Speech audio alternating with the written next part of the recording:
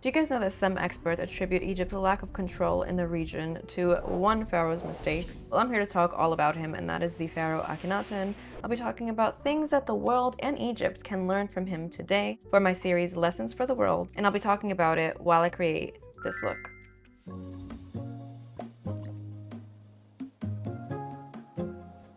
All right, now Akhenaten was the husband of Nefertiti, and he ruled Egypt during Egypt's 8th dynasty. Right now, his policies completely changed how Egypt operated, and he did it by making a subtle yet not so subtle reform around Egypt's religious policy, okay? And that was basically turning Egypt from being a polytheistic place to a monotheistic place. And he's believed to be one of the earliest rulers in Egypt to introduce monotheism to Egypt. All right, now another thing that Akhenaten was known for was royally messing up Egypt's power and influence in the Middle East, okay? Now he did this by abandoning his father's imperial policy, which basically gave Egypt a hold on the surrounding Levant areas, okay? So his father kind of had that on lockdown. The Levant, places like Canaan at the time, which we know to be where modern day Palestine is, and Syria as well. And Akhenaten's father, he had that place on lock basically. So he had military there, and it was serving Egypt's interests imperially. So because he was so concerned with making Egypt this monotheistic country which worshipped the sun god Aten, or sun disk Aten, he was reforming the entire country, and he wasn't really concerned with what his father had going on. He wasn't answering any neighboring pleas to ensure that the military was doing its job to protect these areas in Canaan from invading forces, which is what ended up happening. In the process of this, Akhenaten's reforms also basically banned popular holidays from being practiced in Egypt, and cost priests and artisans a lot of their livelihood as well, which was also another reason why everyone hated him. Okay, now in the process of literally rebuilding Egypt as now a monotheistic place, Akhenaten's policies just completely forced everyone to break down whatever art was already existing in the country. He even moved the country's capital, and he basically put priests and artisans out of business and out of work because of this new rebranding. And in the process of doing so, he also completely neglected the needs of the neighboring countries like Canaan and their needs for security. And Egypt played a really vital role in providing that security, and in exchange they got a bunch of resources and other things. Now, the most compelling evidence of this is the Amarna letters, which basically literally show actual pleas from leaders in Canaan asking Akhenaten to come in and help, and literally telling him, if you don't come in here, then this land is not going to be, under your control anymore. It's not going to be under our control anymore. It's going. This was in response to people like the Hebrew, which is arguably the Hebrews, but I can get into more detail on that in another video, but for all intents and purposes, that's who we're referring to now, along with the Hittites. Hittites, probably butchering it, but these invading forces were coming there to basically take the land, and that's exactly what they did, because Akhenaten was posted up in Egypt, basically just rebranding the whole country into being this monotheistic place.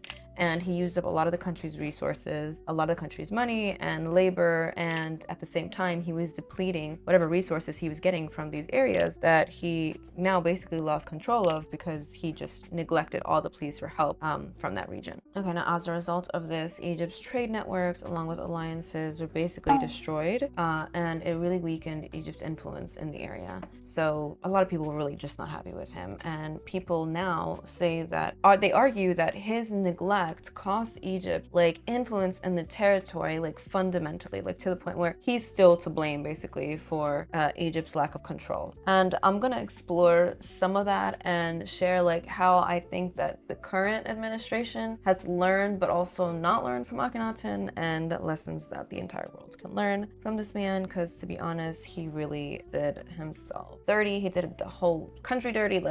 We really need to step back and learn from this. So let's talk about it.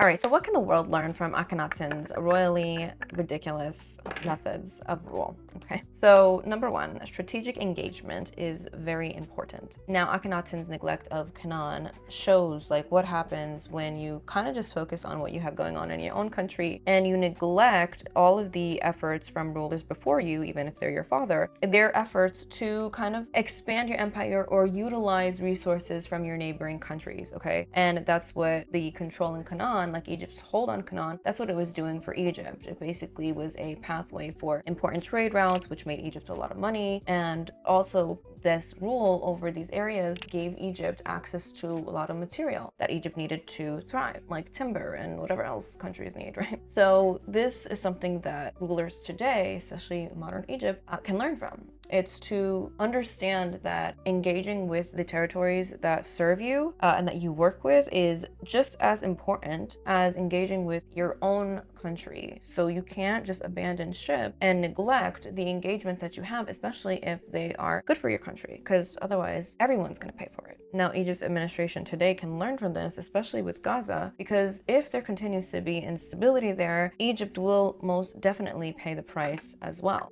And in these past years, Egypt has played a vital role in like mediating the situation in Palestine and like, you know, managing the borders in Rafah and things like that. But at the same time, Gulf states like Saudi and Qatar now have more influence and they've kind of eclipsed Egypt's influence over this region, which people argue is kind of weakening Egypt's position and not giving it, you know, a say so, even though if, you know, hits the fan, Egypt's going to be the first one to feel it. So that is one of the ways that people argue that like Egypt could do better, and one of the ways that Egypt can learn from Akhenaten, which is to just basically not undermine the importance of engagement with other nations. Okay, especially when they are strategic locations that will affect you if, you know, there's instability there, which we saw with Akhenaten and are kind of seeing again now. You know, another lesson that countries and modern day Egypt can learn from Akhenaten is understanding the art of balance when it comes to balancing your own domestic affairs and strategic alliances with neighboring or other countries. Now, this is really important, and I kind of just touched on this for this, but basically learning how to kind of balance the needs of your own country while still addressing what your allies, what the regions around you need is an art that really does need to be mastered and considered when creating foreign policy and things of that nature. Now, again, back in the 8th dynasty, Akhenaten was so adamant about building this like monotheistic empire or country that he completely neglected his responsibilities to continue on with his father's imperial pursuits in the surrounding regions, like in Canaan, and this cost Egypt regional influence. And now people argue that the same thing is kind of happening, but not entirely, in Egypt today. Now, Egypt's 2030 vision does include important domestic, political, and economic reform that primarily affects Egypt, while also still trying to maintain influence in the region by investing in the Suez Canal, for example. I feel like I'm totally saying that wrong, but you know which canal I'm talking about. And Egypt has been effective in managing the influx of refugees from Palestine and the surrounding region as well. So Egypt has not done all bad here. However, some still criticize that Egypt's foreign policy has become too defensive and has basically just been reactive to the events around it and has done little to kind of shape the events that happen. So it's just been kind of playing like defense instead of offense in a way. And some argue that it just prioritizes like internal needs and just kind of like maintaining or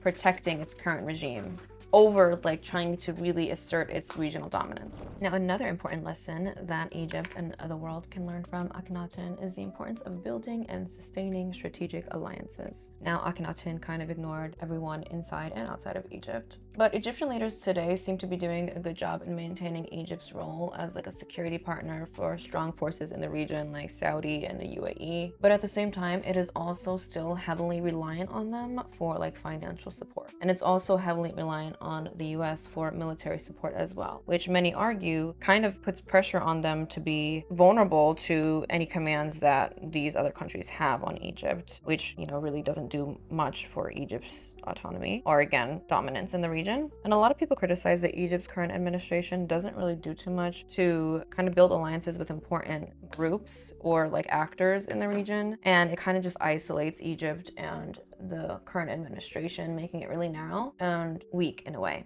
Okay, now the fourth and final lesson Egypt can learn from Akhenaten is to have a responsive and inclusive government. Now, Akhenaten was so invested in his vision for a monotheistic Egypt that he ignored the concerns of the people he was ruling, who didn't want to necessarily stop celebrating their holidays and just overnight worship just one god over the many gods that they were used to worshiping. And when he died, Egyptians made it a point to completely erase all evidence of his existence and his policies, and they basically went back to how things were before his reign. Now, many people criticize Egypt's current government as being hyper-presidential and military dominant, which just means that most of the decisions are made by President Sisi's inner circle, and that leaves little room for actual equality. And it also leads to a lot of exclusion in important decision making for the country. But there are still some positive reforms and programs, like the National Human Rights Strategy and National Dialogue, which have pushed for things like textbooks that are state distributed to promote equality over like inequality and to kind of stop intolerant hate speech and things like that, people of different faiths. So that is a positive thing, but people argue that there is just very little reform compared to all the problems that there are in Sisi's current administration. Okay, so that's all I have for you guys today. I hope you guys enjoyed it. If you did, please give this video a thumbs up. Don't forget to comment, share, and subscribe, and I will see you on the next one. And as always, all sources in the comments.